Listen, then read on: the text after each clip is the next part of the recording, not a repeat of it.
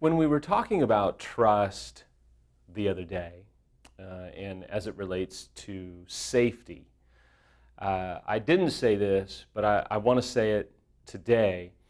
One of the best ways to, as an unfaithful, one of the best ways to keep yourself free of relapse is to distrust yourself. And I was speaking not too long ago, and I said, you know, I don't trust myself. And it's a healthy sense of distrust that I have for myself that helps to keep me from relapsing or even showing any relaptic behaviors, if you will. And a couple of wives that were in the audience said, I don't like that you don't trust yourself. I mean, if you don't trust yourself, how can Samantha trust you? I mean, they were really upset at that. And I said, okay, well, I completely understand, but let me explain it to you.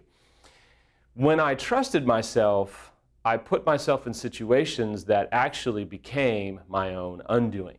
I thought that I could meet with women alone. I thought that I could counsel them alone. I thought that I could be in intimate situations with them and that it would never affect me and that my feelings would never kind of move from just a friendship over into affectionate, over into romantic and whatnot.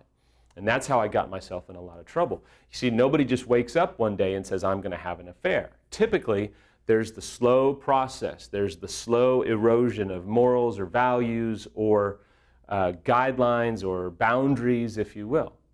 And so part of what really helps Samantha feel safe and has helped reestablish trust over these last 10 years has been a distrust of myself. So even now, I don't put myself in situations that make me vulnerable. And I have to do that. I have to do that for recovery. And that actually helps Samantha really feel safe. And no, I'm not perfect, but I'm really good now at, I'm not perfect, but I'm really good at seeing unsafe situations, whether it be a Little League mom who's emailing me, or whether it be someone, a woman has texted me about something, or making sure that my phone either has a password that Samantha knows, or that I don't take my phone with me everywhere that I go 24 hours a day. It's creating safety because I distrust myself. And I want to tell you, unfaithful spouses, you could learn a lot from Rick's discussion on distrusting yourself. It's a principle in recovery. I don't let myself get put into situations, and here's a good example. The other day, a few of my buddies, we were going to go watch a game, and then we were going to go out after. And there was a couple of guys that I didn't really know too well. I knew enough about them to go, I don't know, and they were driving. And so I knew I was going to be without a ride. I knew I was going to be kind of at the mercy of, their driving, and I knew alcohol was going to be involved. And yeah, I'm a grown man, and I got a credit card, and I can call an Uber or a taxi or whatever, but I didn't want to put myself in a situation that they may want to go somewhere that I don't need to be going that could really make it difficult for me. So I just said, hey, I'm going to drive myself. I'll meet you there. I got to do some stuff after. Handled. It was easy. It was safe for Samantha. I distrusted myself, and I was in a good place. Now, some of you would say, yeah, but you were driving yourself, so you could go somewhere else after, by yourself. Well, my comeback to that is, number one, I don't really struggle to do things like that.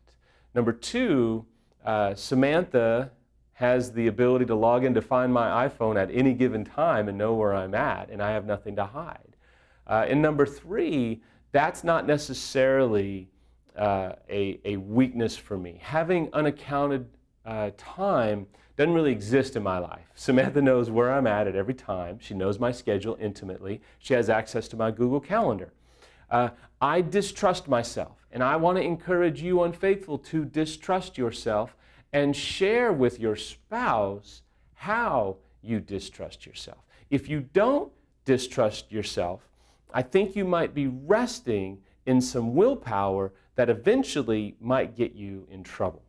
Because trusting in myself and my own willpower in many ways was one of the leading ingredients that led to my downfall in the first place.